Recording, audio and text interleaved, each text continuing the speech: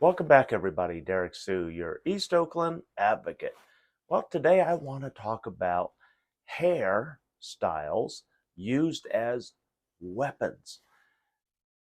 And I don't mean the hair as a weapon so much, but uh, the white supremacists of our country try and uh, force people to conform to a white look.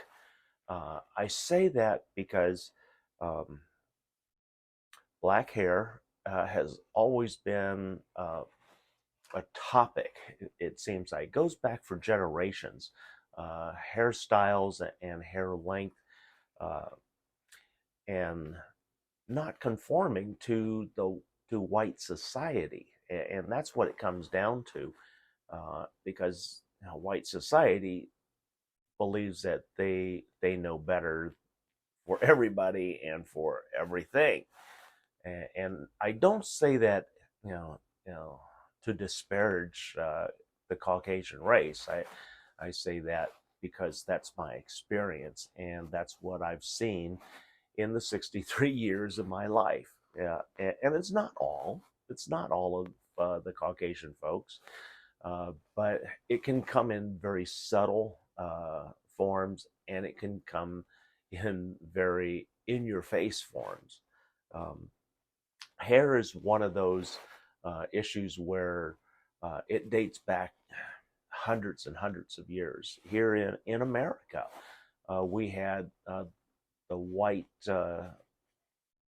power uh, that was in place since the founding of our country. And it wasn't until 1941 that a lot of laws that uh, the Caucasian race put on all people of color.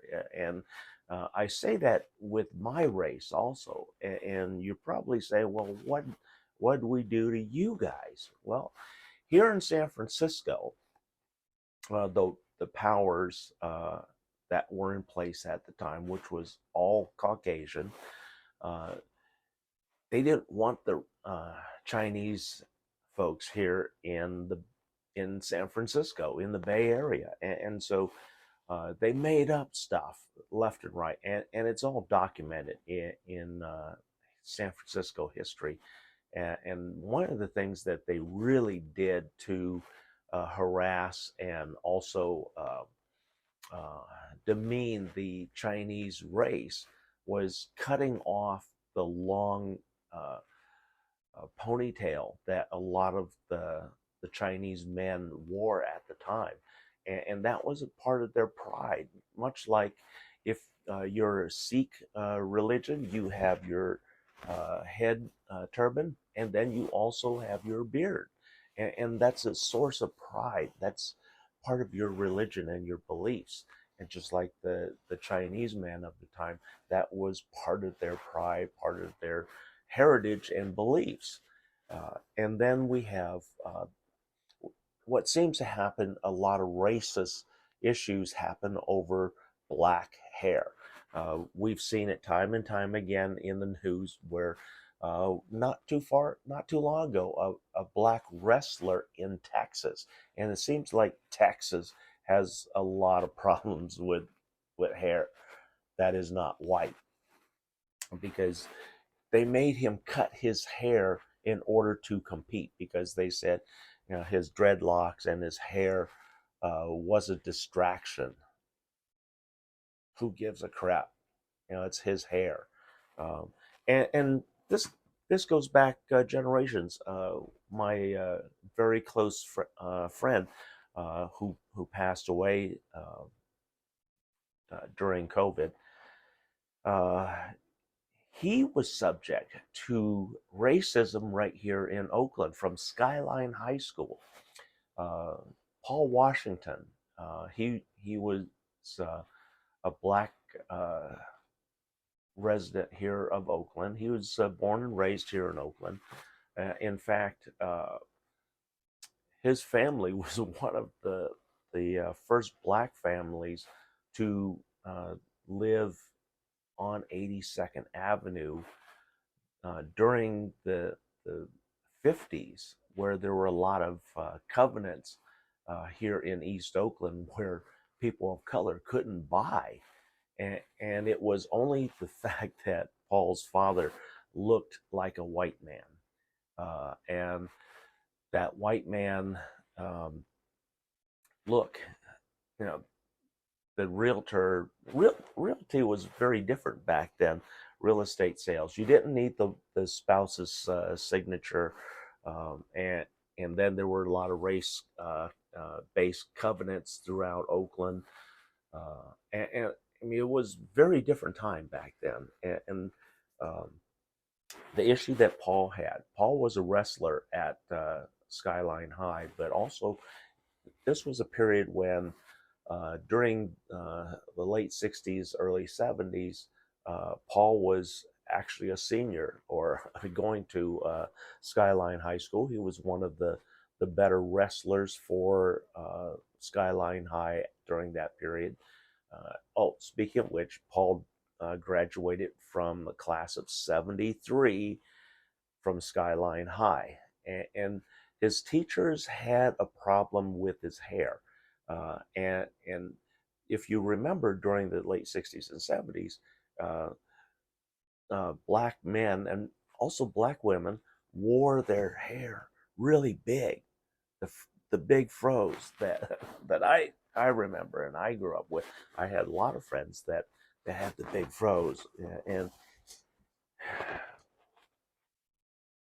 the white regime of Skyline High said that he had to cut his hair in order to compete, and because it did not conform to the dress code of Skyline High at that time. And one of the things that they were saying was that his hair was too long and that it could not go, his hair length could not go below his shirt collar.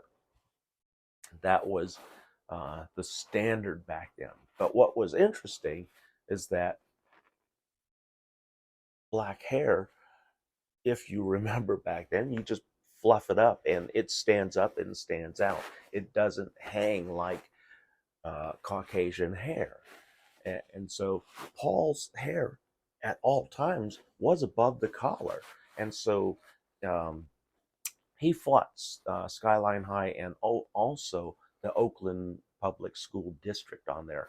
His family actually filed one of the early lawsuits, and they won because even though his hair was very long and way outside, it did not go below the collar and it did not hang like Caucasian hair.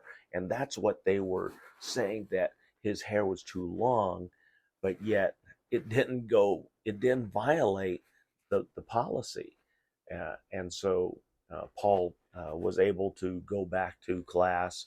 I'm sure there was a lot of hard feelings by the white regime of Skyline High School, but hey, it is what it is, and they're using hairstyle and hair differences as a white racist theme, and so um, I'm glad to see that this Texas youth who was suspended for his hair was reinstated because they violated his First Amendment right. Hair has nothing to do with learning and education, and in many times, even your physical education, the hair plays no role.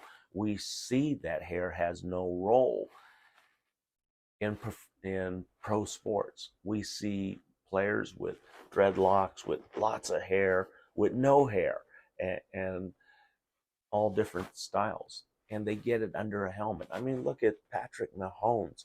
He has so much hair underneath his helmet that the helmet almost looks like it's positioned wrong on his head half the time. So hair shouldn't be an issue. And it's only an issue to the white supremacists, it appears. Um, and that's what I have to say about that. And that's the way that I've noticed things across my life. Uh, I've not had hair issues, so to speak, because you see how I keep my hair, and it's never been below my ears. Even at my wildest time, my hair never got below my ears, never reached my shirt collar. So, hairstyles, uh, it's a personal choice, and it's also protected under the First Amendment. And so, you white supremacists need to get that through your thick heads that you can't use hair length, hairstyles as a weapon to advance your white supremacist control. Thanks for joining me today. We'll be right back.